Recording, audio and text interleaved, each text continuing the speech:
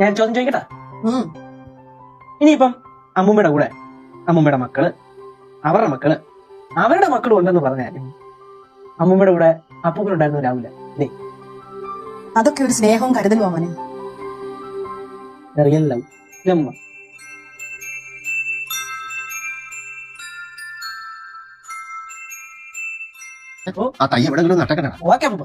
എന്നാ പിന്നെ ഞാൻ ഒരു ഐഡിയ പറയട്ടെ. എല്ലാരും ഇവിടെ ഉള്ള സ്ഥിതിക്ക് നമുക്ക് ആ തൈ ഒരുമിച്ച് അങ്ങ് നട്ടാൽ. Good idea. അത് കൊള്ളാമല്ലോ. പുതുമഴയായി പെയ്തു, നിലവുകളിൽ പൂങ്കണികൾ നെയ്തു, ഈ ജന്മസാഗർ എന്നിലെ